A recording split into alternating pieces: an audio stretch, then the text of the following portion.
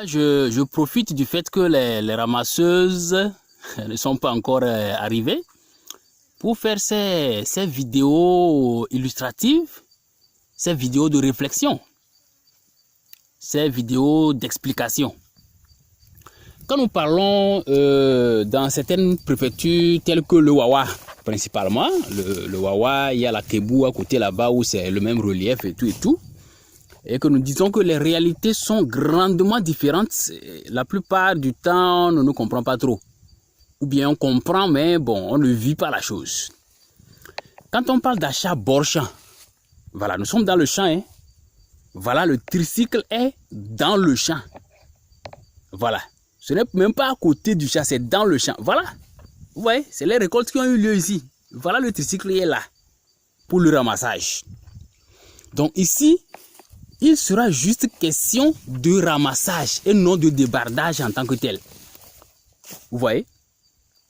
Donc, si c'est le tricycle qui doit gérer, c'est que ça quitte en même temps, ça va dans le tricycle.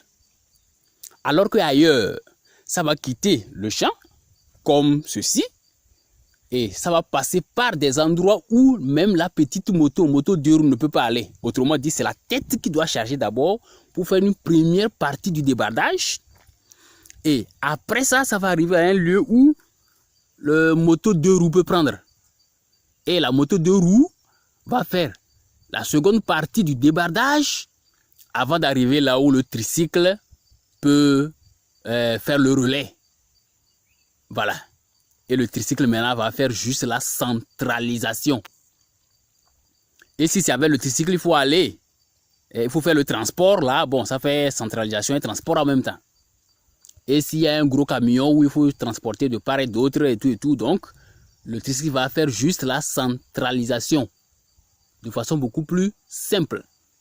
Voilà.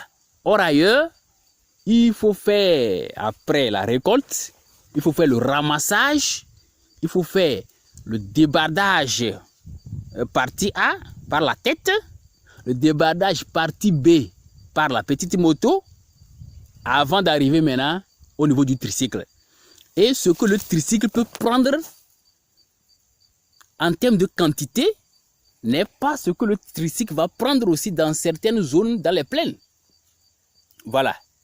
Autrement dit, dès les champs, l'on peut transporter dans la zone plaine, la zone de plaine, le tricycle peut transporter en même temps 1 tonne et partir sans souci. Voilà.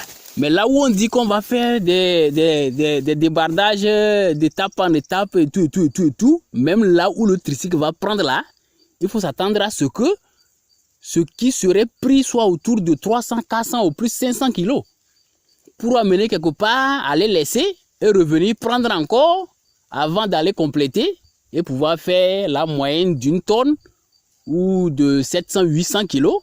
Parce que même si on prend 1 tonne vers là, c'est un gros souci. Est-ce que vous voyez? Ça fait que les zones ne sont pas à comparer. Donc, il faut analyser toutes ces difficultés avant de voir vraiment la rentabilité en termes de production, la rentabilité en termes de collecte.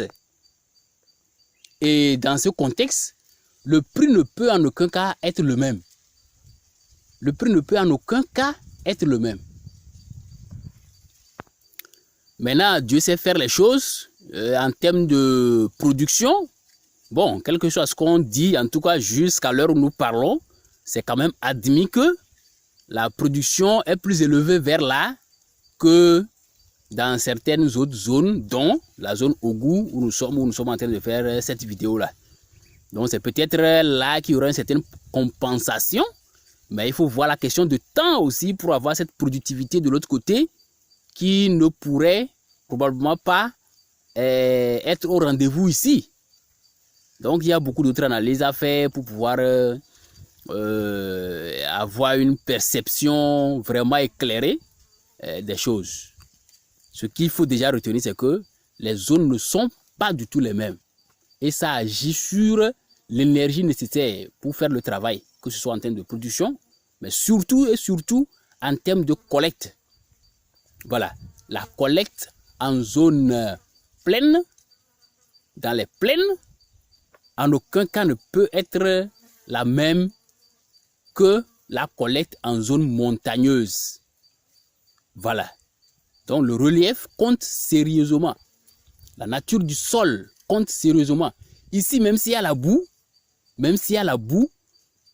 tu rentres dans la boue là sans trop de difficultés. S'il y a de l'eau quelque part, tu rentres dedans sans trop de difficultés. Mais va dans Wawa et entre dans la boue. Tu vas faire 3 jours en priant qu'il y ait au moins une journée à 2 sans pluie. Sinon, tes jours seront prolongés dans la géhenne de la boue. Est-ce que vous voyez un peu? Donc, les zones ne sont pas les mêmes. Ça agit naturellement sur le travail en soi, ce qui agit sur les résultats, qui agit sur les prix, et tout. Donc, quand on raisonne en termes d'une certaine filière, il faut nécessairement s'insérer dans la zone. Il faut s'insérer dans la zone. Quand on fait les calculs de rentabilité et tout, il ne faut pas dire le Togo, c'est le Togo, et puis on généralise les choses. Non, c'est au cas par cas. Et même dans la même zone, il faut encore avoir des zones dans la zone. Voilà. Et avoir des terrains spécifiques à distinguer d'autres terrains spécifiques dans la même zone de zone. Donc, les choses ne sont pas si simples aussi comme on pourrait l'imaginer. Beaucoup de courage à tous les entrepreneurs, à tous les acteurs des différentes filières, particulièrement la filière manioc. Je vous remercie. Vous avez entendu la voix de votre serviteur, expert en entrepreneuriat social sur le programme SMRS Ayétié et le directeur de Ayétié Sarlu. Déjà, on peut dire le directeur sortant parce qu'il y a un nouveau directeur en recrutement pour Ayétié Sarlu. Je vous remercie.